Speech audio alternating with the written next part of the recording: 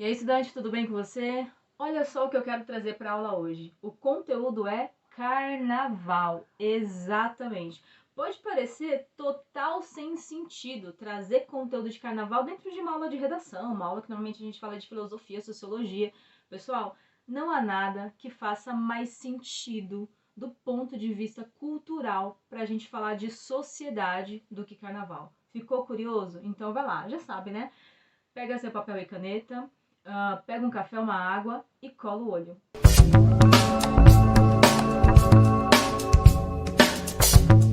Bom, para começar essa aula, eu preciso falar de uma frase muito conhecida, embora o autor seja desconhecido. Ele fala que a cultura, ela faz tudo de lanchinho. Ela degusta, ela mastiga, ela engole tudo, ela sai destruindo. Sabe aquela antiga frase, pensa num elefante entrando numa loja de cristal? É isso daí, ela sai derrubando tudo. O que que isso quer dizer, pessoal? Que a cultura é muito forte. A cultura de um povo, a cultura de uma família, a cultura de um grupo de amigos, a cultura de uma instituição, seja privada ou pública, ela é muito forte.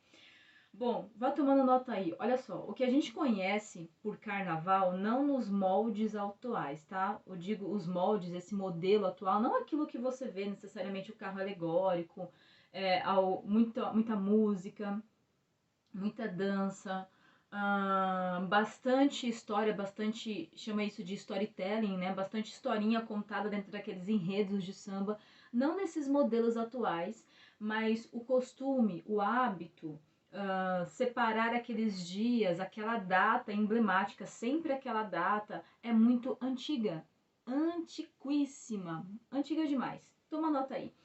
Começou lá nos moldes de Egito, Roma, Grécia. Inicialmente, vamos também considerar que nesse período aqui, inclusive tem até vídeo falando aqui no canal, que essas sociedades, elas cultuavam bastante deuses, e elas plantavam, iam colher e entendiam que aquilo ali era um presente dos deuses. Eles iam navegar, né, conquistar novos territórios, e aí por conseguir navegar naqueles mares que até então a gente desconhecia o que era uma onda, desconhecia o que era um forte temporal, enfim, uma nevasca, desconhecia o que era aquilo ali, a gente achava que aquilo fosse a fúria de algum deus, fosse de repente algum mito, então você desconhecia. Então quando você conseguia atravessar, chegar lá no seu objetivo, naquele novo território, para você aquilo foi uma bênção de algum deus. Fez sentido aí? Então, assim como um dos pontos mais fortes de adoração dos deuses era a colheita, era a alimentação, o mais importante de um indivíduo, até fora a segurança, até fora ter lugar para dormir, é a alimentação, pessoal. Então, um dos deuses mais conhecidos era o deus Saturno.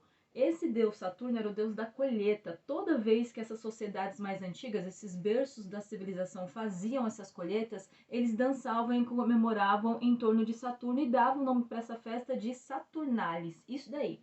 É conhecido como festa pagão porque tudo que não é da igreja, tudo que não está ali dentro das crenças religiosas de qualquer uma, principalmente católica, é considerada pagã, tá? E por que é uma crença pagã? Porque era uma adoração a um deus, né? Aqueles deuses do Egito, deuses romanos, deuses gregos, entende? Então por isso que ele iniciou como essa festa pagã. Também havia um outro nome, e olha, quando a gente fala aqui de antropologia, pessoal, estudar a sociedade antiga, muito conteúdo, a gente não tem acesso nem a nada que era escrito, era tudo muito verbal, oral. Então toda vez que a gente fala que alguma história muito antiquíssima, é normalmente uma das maiores versões, tá? E por que eu tô falando isso? Existe também uma outra versão, mas que é no mesmo raciocínio, que era adoração à deusa Isis, que era a deusa do mar. Essa deusa, ela também era cultuada quando você conseguia fazer grandes navegações. Se para Saturno era Saturnalis, aqui para essa deusa era Navigum Isidis, ok? Fez sentido aí para você? Essa ideia de fazer essas comemorações era um agradecimento, o povo ficava muito feliz, afinal de contas, ou eu conseguia comer, ou eu conseguia desbravar novos territórios. E entenda que nesse período, dinheiro era terra, terra era poder. Quanto mais território eu tenho, mais poderoso eu sou, e maior é o meu reinado, maior é minha comunidade é mais forte. Fez um pouquinho de sentido aí? Bom, essas festas elas foram, por isso que eu digo que cultura é muito forte, né? Eu não, né? O conceito de cultura se diz muito forte, porque ele se enraiza ao longo do tempo. Olha só, eu estou falando aqui de 300 a.C., 100 a.C., isso perdurou até a Idade Média. A Idade Média começou mais ou menos 1200, 1300 e foi até o final de 1800, ok? Lá na Idade Média, essa festa foi adotada pela igreja. A igreja olhou e falou assim: vamos entender que naquele período a igreja era total poder político, econômico também, tá bom? Além de religioso, óbvio.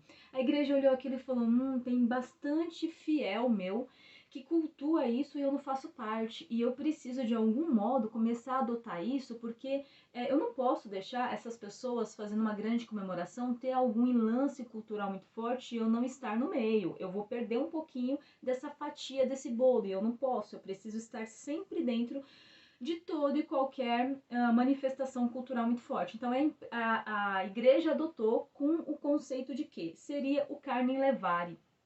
O que é isso, pessoal? Você levar a carne, né, como se fosse deixar a carne, livrar-se da carne. Por quê? Naquele período você poderia comer carne, porque depois que finalizasse o período do carnaval, daqueles 6, 7 dias, você entraria no período de quaresma, onde você ficaria 40 dias sem se alimentar de carne, conforme preceitos religiosos, né?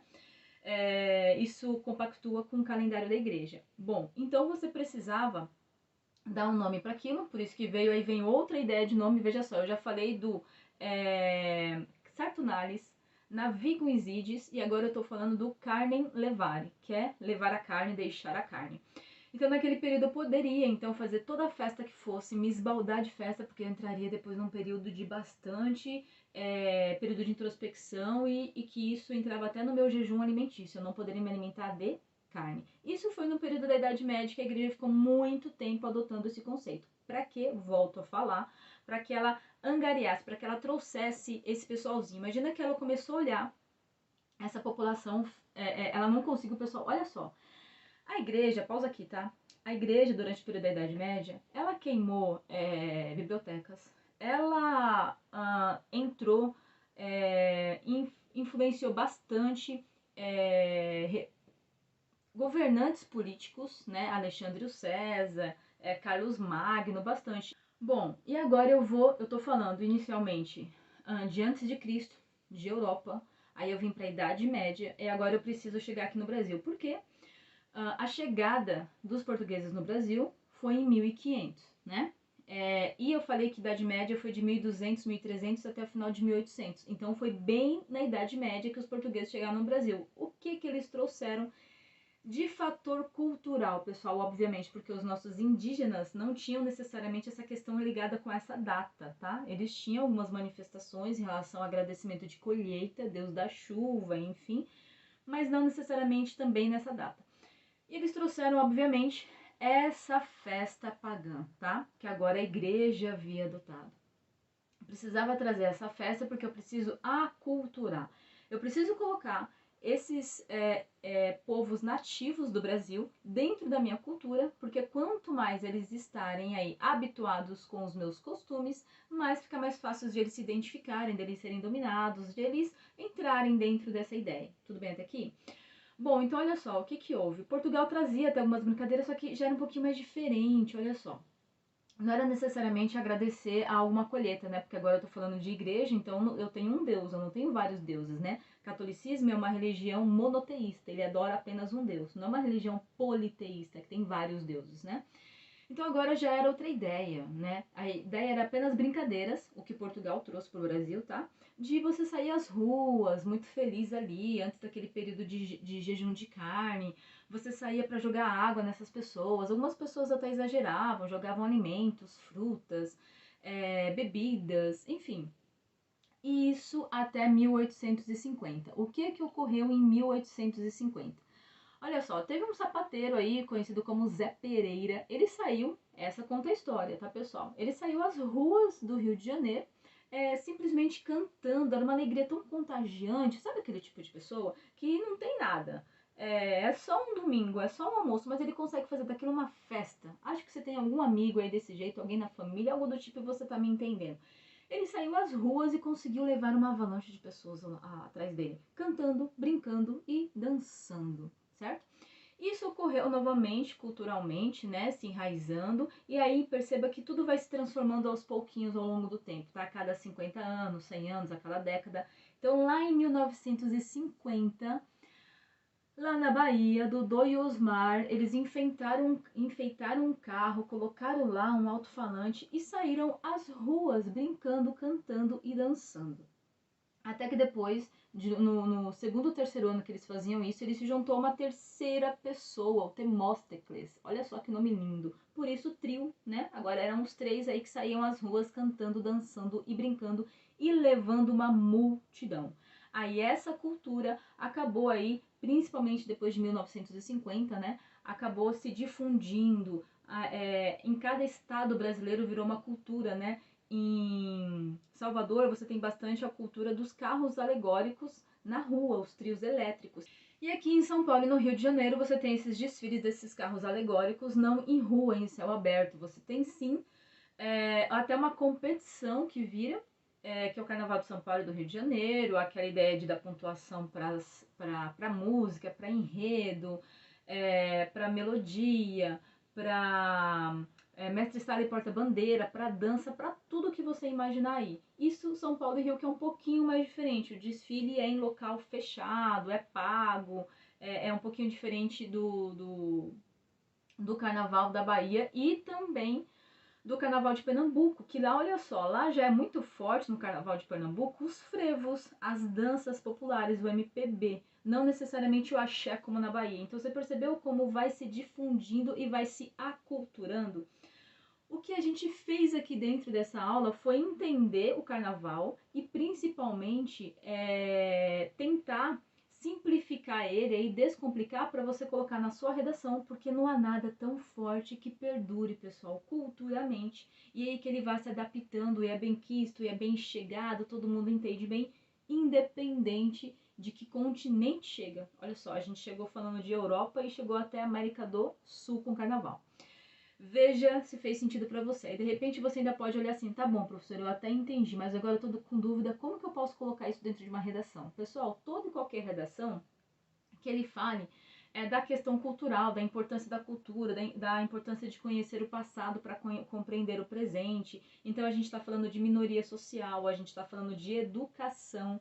Se a gente levar essa questão do carnaval para uma questão mais cultural, para uma questão mais turística, o quanto que você pode explorar isso de forma benéfica, muito boa para aquele município, para aquele estado, porque quanto mais turista chega, mais você recolhe imposto. Quanto mais você recolhe imposto, mais você beneficia o estado ou o município. E quanto também mais você explora isso para a questão do turismo, mais destaque você ganha na nação, no mundo, no continente, porque essa região vai ficar bem vista, ela vai atrair muito mais pessoas, vai ficar muito mais valorizada. Então tudo se mescla, tá? Voltando ao raciocínio, você pode já usar para minoria social, para educação, para sustentabilidade. Sim, sustentabilidade. Tem ilhas, pessoal. Fernando de Noronha, ou então litorais muito conhecidos como Maragogi, que são lindos, né? Estão bem conservados, que eles são muito explorados durante o carnaval e geram muita renda. Veja se fez sentido. Bom, vê se fez sentido para você e agora fala para mim, merece um joinha, né? Um joinha e se inscreve no canal. De segunda a sexta-feira tem material assim, ó, simplificado. A gente sempre pega um conteúdo que parece ali muito claro, ou não tem muito fato histórico envolvido e a gente consegue trazer isso traduzido e simplificado para você, tá bom? Obrigada por hoje. Deixa aqui nos comentários se você também sabe de alguma outra vertente diferente aí, porque como eu falo, quando se trata de antropologia, de estudo histórico, que é muito verbal, sempre tem algumas alterações, então divide aqui comigo que eu gostaria muito de conhecer, tá bom? Obrigada por hoje, espero ter colaborado e vai lá, gabarita essa prova.